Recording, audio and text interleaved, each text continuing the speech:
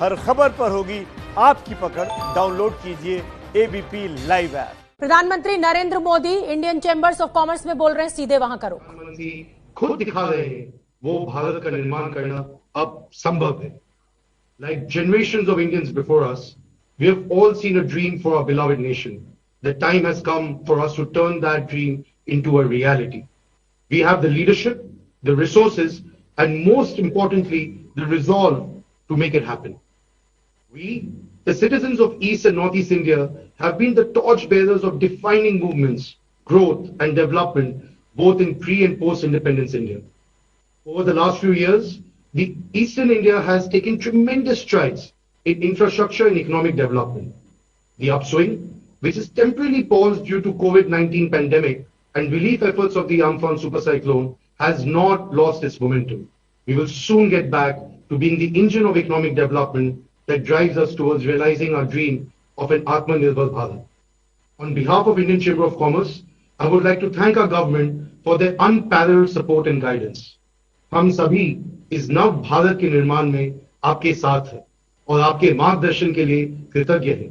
मैं एक बार फिर हमारे आदरणीय प्रधानमंत्री जी श्री नरेंद्र मोदी जी का स्वागत और अभिनंदन करता हूं। Sir, may I now request you to kindly share your thoughts and vision with us. Thank you. নমস্কার। আশা করি আপনারা সবাই ভালো আছেন না? 95 वर्ष से निरंतर देश की सेवा करना किसी भी संस्था या संगठन के लिए अपने आप में बहुत बड़ी बात होती है। आईसीसी ने पूर्वी भारत और नॉर्थ ईस्ट के डेवलपमेंट में जो कंट्रीब्यूशन दिया है, विशेषकर वहां की मैन्युफैक्चरिंग यूनिट्स को, वह भी हिस्टोरिकल है। आईसीसी के लिए अपना योगदान देने वाले आप सभी को इन 95 वर्ष में जिन जिन महानुभावों ने योगदान दिया है, उस प्रत्येक महानुभाव का मैं अभिनंदन करता हूं।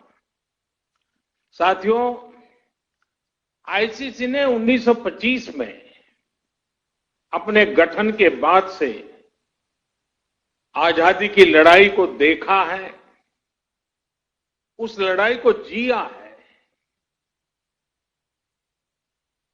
सरकारों से मुसीबतें भी झेली है, भीषण अकाल और अन्न संकटों को देखा है, विभाजन को देखा है। विभाजन की उस पीड़ा को आपने सहा है और भारत की ग्रोथ ट्रेजेक्टरी का भी आप हिस्सा रहे हैं। अब इस बार की एजीएम एक ऐसे समय में हो रही है जब हमारा देश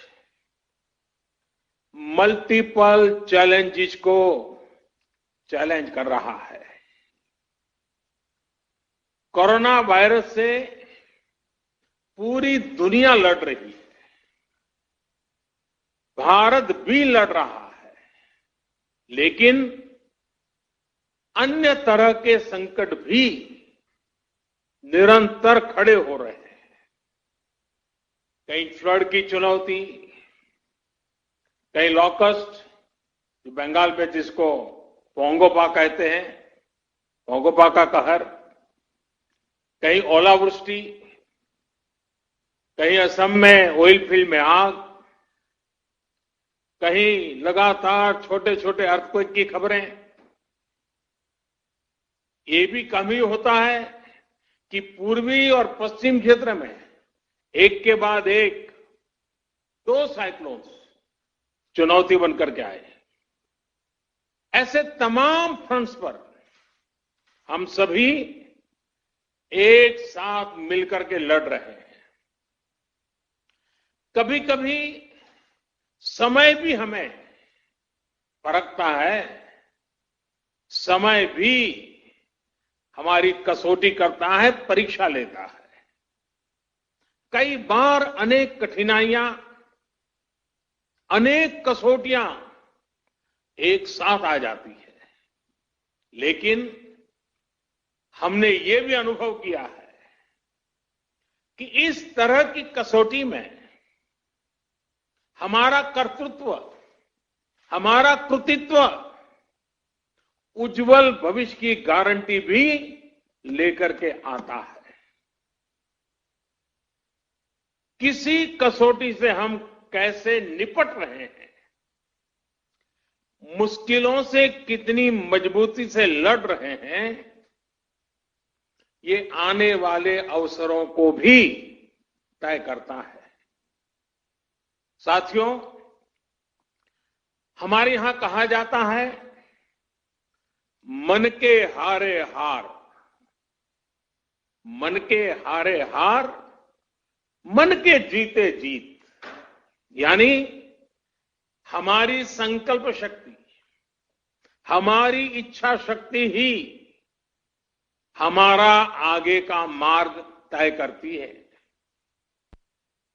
जो पहले ही हार मान लेता है, उसके सामने नए अवसर दूर दूर तक नजर नहीं आते हैं। लेकिन जो जीत के लिए निरंतर प्रयास करता है, एक दूसरे का साथ देते हुए आगे बढ़ता है, उसके सामने नए अवसर भी उतने ही ज्यादा आते हैं और अवसर भी सामने चले आते हैं। साथियों, ये हमारी एकजुटता, ये एक साथ मिलकर बड़ी से बड़ी आपदा का सामना करना, ये हमारी संकल्प शक्ति, ये हमारी इच्छा शक्ति, हमारी बहुत बड़ी स्ट्रेंथ है। एक राष्ट्र के रूप में हमारी बहुत बड़ी ताकत है। मुसीबत की दवाई, मुसीबत की एक ही दवाई है, मुसीबत की दवाई मजबूती है। मुश्किल समय ने हर बार भारत के डिटर्मिनेशन को अधिक स्ट्रेंथन किया है। एक नेशन के रूप में देशवासियों के रिजॉल्व को ऊर्जा दी है, संकल्प को शक्ति दी है। यही भावनाएं आज आईसीसी के आपके मेंबर के चेहरे पर भी और देशवासियों के चेहरे पर भी मैं देख सकता हूं, मैं पढ़ सकता हूं। करोड़ों देशवासियों के प्रयासों में मैं एक नई आशा देख सकता हूं, नया विश्वास देख सकता हूं। कोरोना का संकट पूरी दुनिया में बना हुआ है, पूरी दुनिया इससे लड़ रही है। कोरोना वॉरियर्स के साथ हमारा देश इस लड़ाई में जरा भी पीछे नहीं है। लेकिन इन सब के बीच हर देशवासी अब इस संकल्प से भी भरा हुआ है कि इस आपदा को अवसर में परिवर्तित करना है। इससे हमें देश का बहुत बड़ा टर्निंग पॉइंट भी बना रहा है। ये टर्निंग पॉइंट क्या है? आत्मनिर्भर भारत, सेल्फ रिलायंट इंडिया। आत्मनिर्भरता का, सेल्फ रिलायंस का ये भाव बरसों से हर भारतीय ने एक एस्पिरेशन की तरह जिया है। लेकिन फिर भी एक बड़ा काश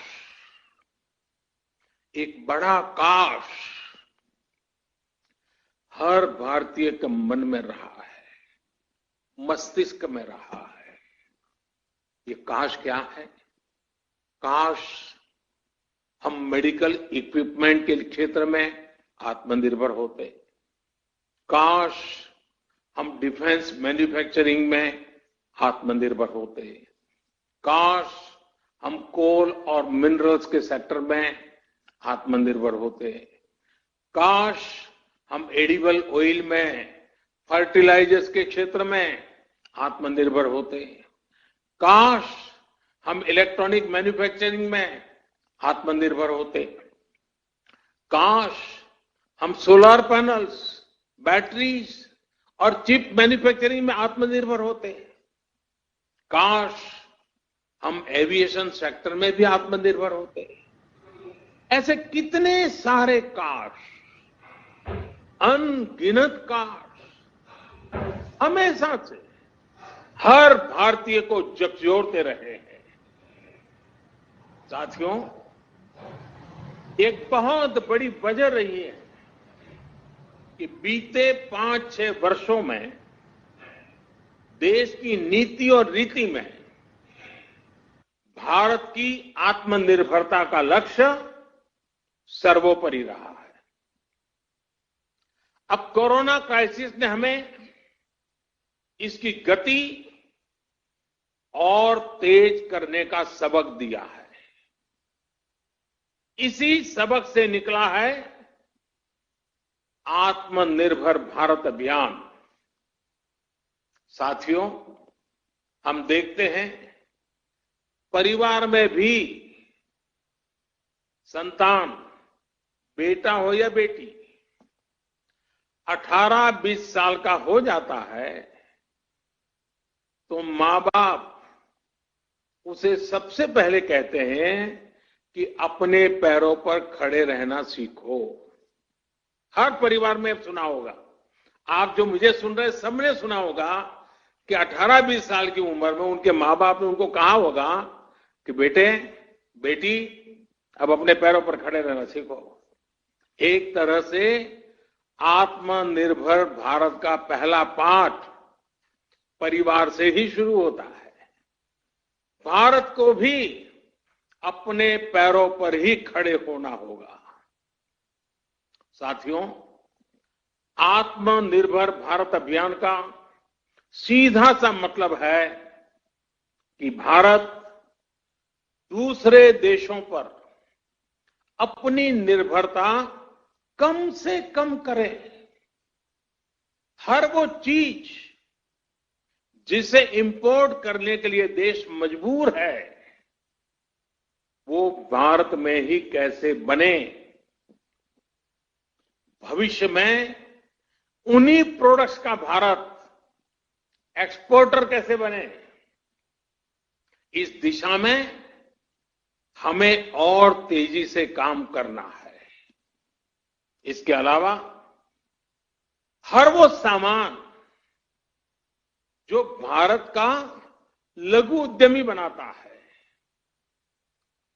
हमारे हैंडीक्राफ्ट वाले जो सामान हमारे सेल्फ हेल्प ग्रुप से जुड़े करोड़ों गरीब बनाते हैं,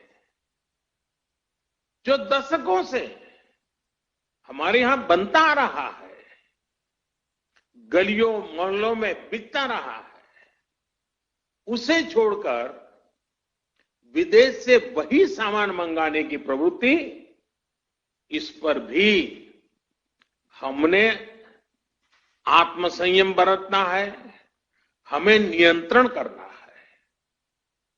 हम इन छोटे छोटे व्यापार करने वाले लोगों से केवल चीज ही नहीं खरीदते, पैसे ही नहीं देते, उनके परिश्रम को पुरस्कृत करते हैं, मान सम्मान बढ़ाते हैं। कभी सोचना, आप मर्सिडीज गाड़ी लेकर के जा रहे हैं और फुटपाथ पर छोटी चीज बेचने वाले की चीज आपने उतर करके खरीदी, वो पैसे नहीं गिनेगा, वो उसकी छाती फूल जाएगी। देखिए, मर्सिडीज गाड़ी वाला भी फुटपाथ पर मैं भले बैठा हूं, लेकिन उतर करके मेरे से सामान खरीद रखा है, उसकी जिंदगी को एक ताकत मिलती, उसको सम्मान मिलता है। हमें इस बात का अंदाजा भी नहीं होता कि इससे उनके दिल पर कितना प्रभाव पड़ता है, वो कितना गर्व महसूस करता है। इसलिए अब अपने लोकल के लिए वोकल होने का समय है। हर गांव, हर कस्बे, हर जिले, हर प्रदेश, पूरे देश को आत्मनिर्भर करने का समय है। साथियों, सालों पहले, दशकों पहले स्वामी विवेकानंद जी ने एक पत्र लिखा था। उस पत्र में उन्होंने लिखा था, the simplest method to be work upon at present is to induce Indians to use their own produce and get markets for Indian artware in other countries. Swami Vivekananda ji का बताया ये मार्ग पोस्ट कोविड वर्ल्ड में भारत की प्रेरणा है। अब देश प्रण कर चुका है और देश कदम भी उठा रहा है। आत्मनिर्भर भारत अभियान के तहत जिन बड़े रिफॉर्म्स की घोषणा की गई है, उनको तेजी से जमीन पर उतारा जा रहा है। एमएसएमईज की डेफिनेशन सालों से लटकी हुई बात, उसका दायरा बढ़ाना हो या एमएसएमईज के सपोर्ट के लिए हजारों करोड़ के स्पेशल फंड्स की व्यवस्था हो, ये सब आज सच्चाई बन रहे हैं। आईबीसी से जुड़ा फैसला हो, छोटी छोटी गलतियों को डिक्रिमिनलाइज करने का फैसला हो, इन्वेस्टमेंट की फास्ट ट्रैकिंग के लिए प्रोजेक्ट डेवलपमेंट सेल्स का गठन हो, ऐसे अनेक कार्य पहले ही हो चुके हैं। अब तमाम सेक्टर्स, खासकर कोल और माइनिंग के सेक्टर को अधिक कॉम्पिटिटिव बनाने के लिए जो रिफॉर्म्स अनाउंस हुए हैं, उसका भरपूर फायदा उठाने के लिए उद्योग जगत आगे आए। मेरे युवा साथी, आप आगे आए। साथियों, किसानों और रूरल इकोनॉमी के लिए जो निर्णय हाल में हुए हैं, उन्होंने एग्रीकल्चर इकोनॉमी को बरसों की गुलामी से मुक्त कर दिया है। सच्ची आजादी किसानों को मिली है। अब भारत के किसानों को अपने प्रोडक्ट, अपनी उपज देश में कहीं पर भी बेचने की आजादी मिल गई है। APMC act, essential commodities act, उसमें जो संशोधन किए गए हैं, किसानों और इंडस्ट्री के बीच पार्टनरशिप का जो रास्ता खोला गया है, उससे किसान और रूरल इकोनॉमी का कायाकल्प होना तय है। इन फैसलों ने किसान को एक प्रोड्यूसर के रूप में और उसकी उपज को एक प्रोडक्ट के रूप में पहचान दी है। साथियों, चाहे किसानों के बैंक खातों में सीधे पैसे ट्रांसफर करना हो, चाहे एमएसपी का फैसला हो, उनकी पेंशन की योजना हो, हमारा प्रयास किसानों को सशक्त करने का है। अब किसानों को एक बड़ी मार्केट फोर्स के तौर पर विकसित होने में सहायता की जा रही है। साथियों, लोकल प्रोडक्ट्स के लिए जिस क्लस्टर बेस्ड अप्रोच को भारत में बढ़ावा दिया जा रहा है, उसमें भी सभी के लिए अवसर भी मौजूद है। जिन जिलों, जिन ब्लॉक्स में जो पैदा होता है, वहीं आसपास इनसे जुड़े क्लस्टर विकसित किए जाएंगे। जैसे पश्चिम बंगाल में जूट किसानों के लिए पास में ही जूट आधारित उद्योगों को और मजबूती दी जाएगी। फॉरेस्ट प्रोड्यूस की अपार संपदा जुटाने वाले आदिवासी साथियों को उनके क्षेत्र में ही आधुनिक प्रोसेसिंग यूनिट्स उपलब्ध कराई जाएगी।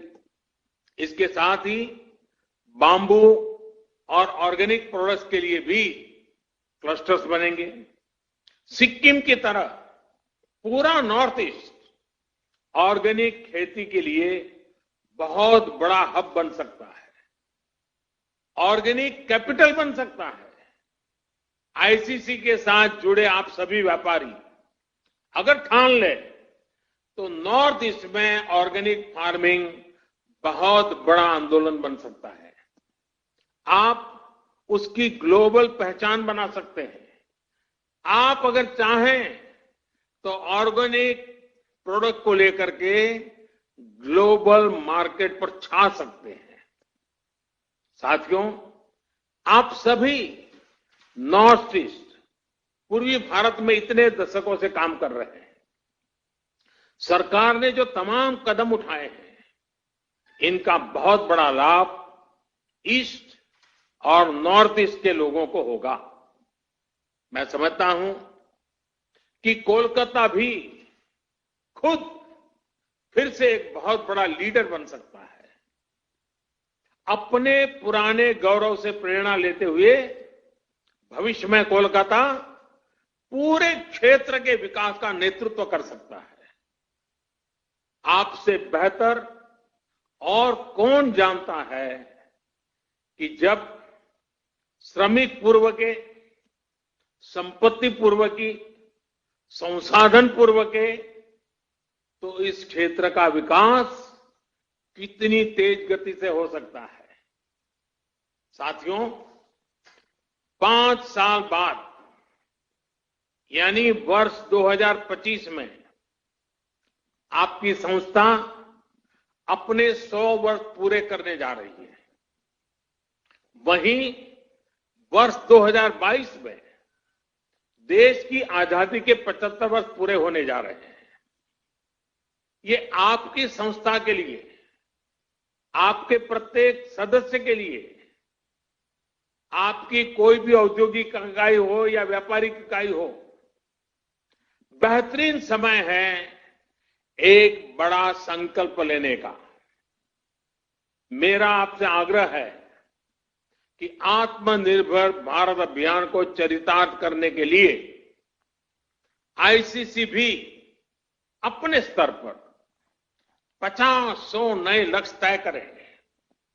ये लक्ष्य संस्था के भी हो, इससे जुड़े हर उद्योग और व्यापारिक इकाई के भी हो और हर व्यक्ति के भी हो।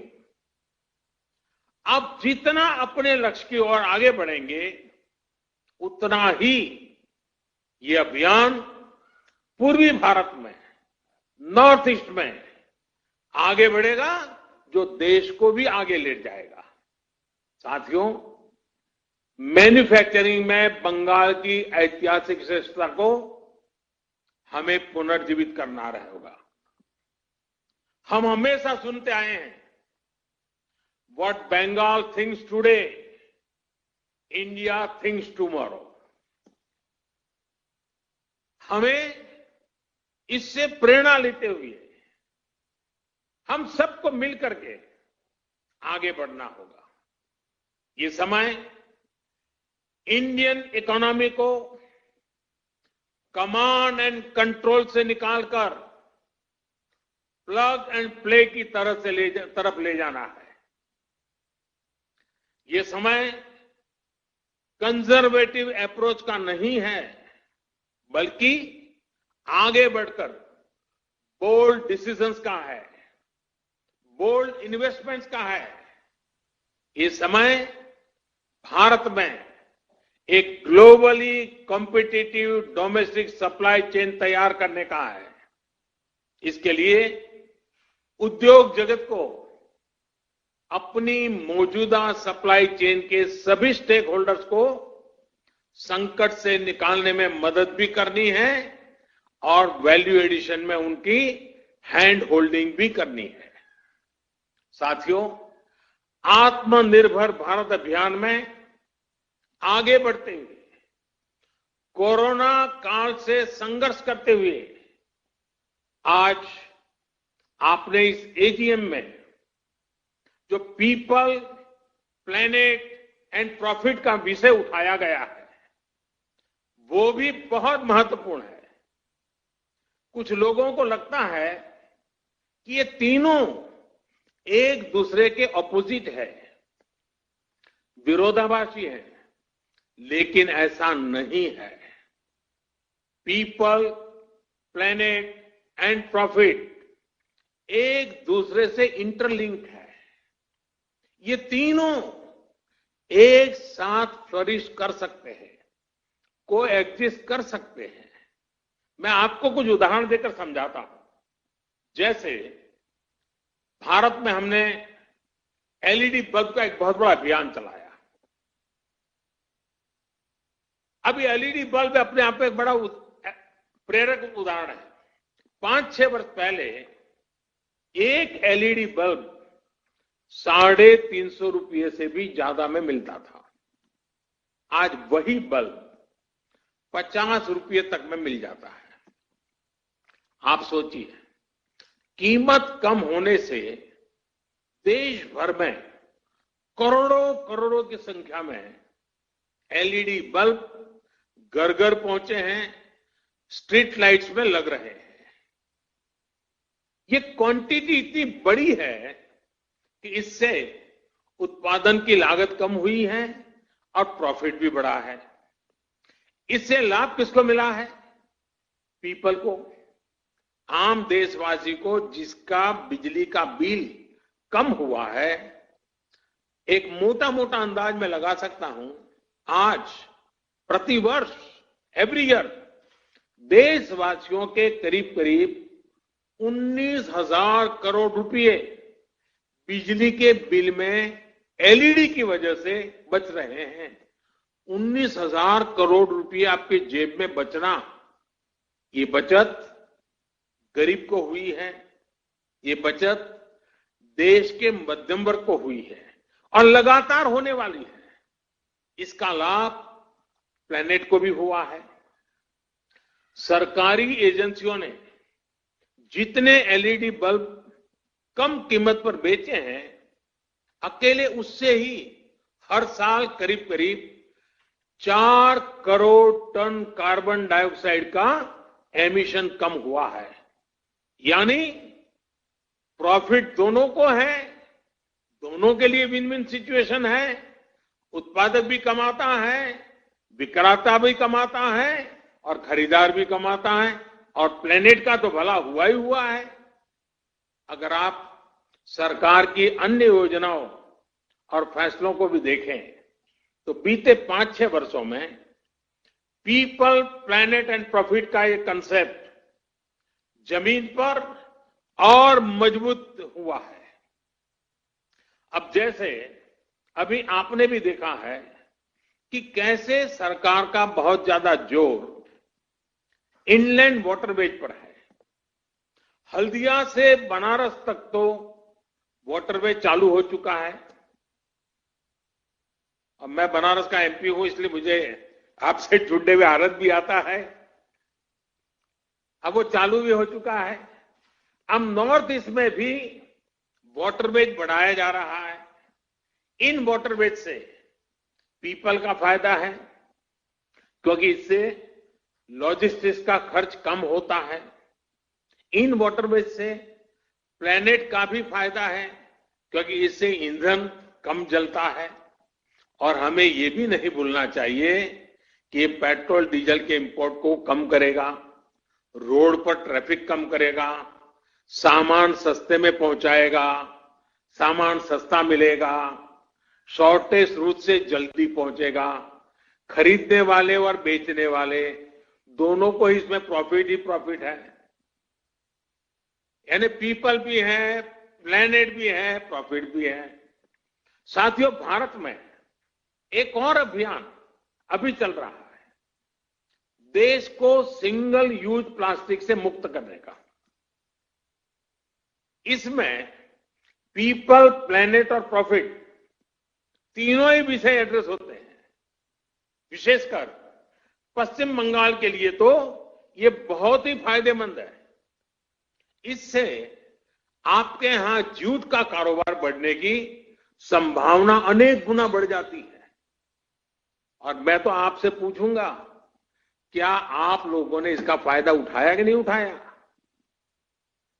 क्या अब पैकेजिंग मटेरियल, नई नई वैरायटीज, नए नए थैलिए, नए नए पर्स प्लास्टिक की जगह पर जूट से बनाना शुरू किया कि नहीं किया? एक तरह से मैं कहूंगा ये एक निर्णय, सिंगल यूज प्लास्टिक से मुक्ति का एक निर्णय, आप आईसीसी के मेंबर जो उस इलाके में ज्यादा काम करते हैं, आपकी तो पांचों उंगलियां घी में है और आपको तो इस मौके का और फायदा उठाना चाहिए। और अगर ये मौका छोड़ देंगे तो फिर कौन मदद करेगा?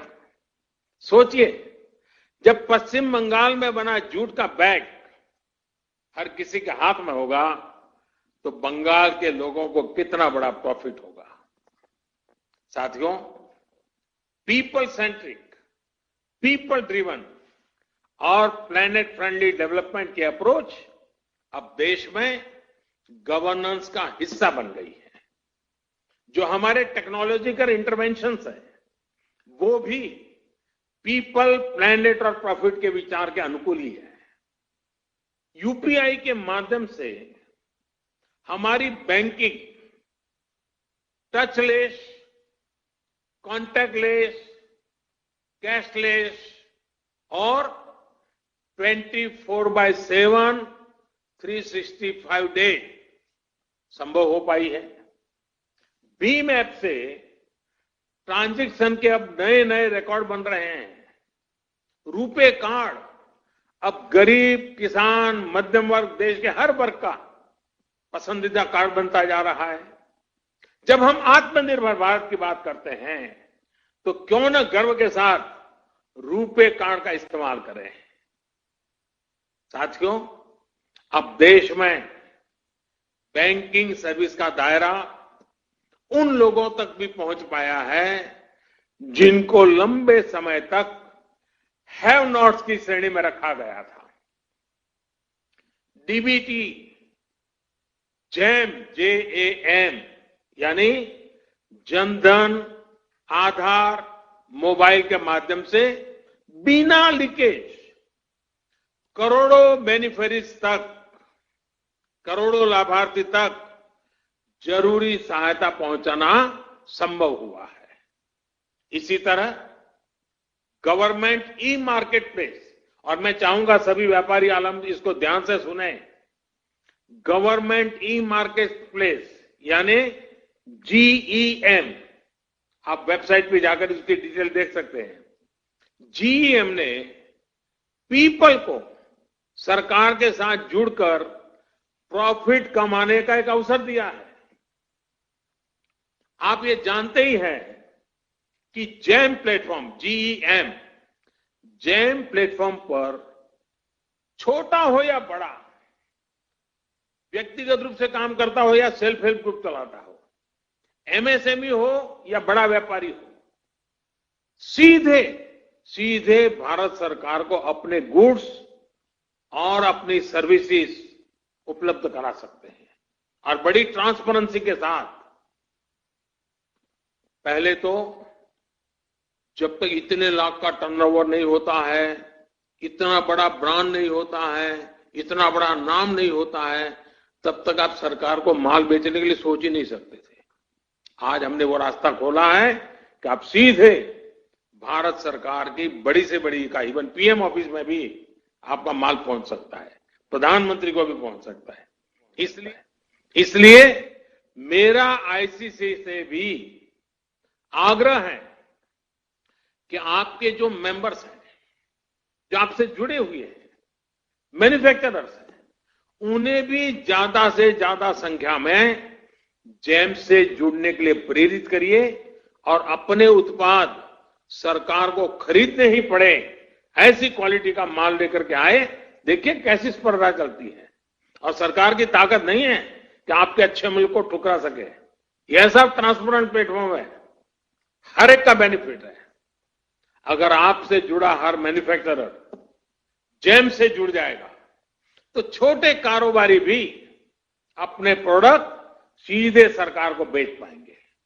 साथियों, जब हम प्लेनेट की बात करते हैं तो आप भी देख रहे हैं कि आज आईसा यानी इंटरनेशनल सोलर अलायंस एक बड़ा ग्लोबल मूवमेंट बन रहा है।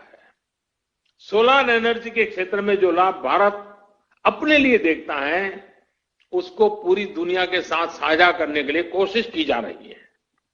मेरा इंडियन चैम्बर ऑफ कॉमर्स के तमाम सदस्यों से अनुरोध है कि रिन्यूएबल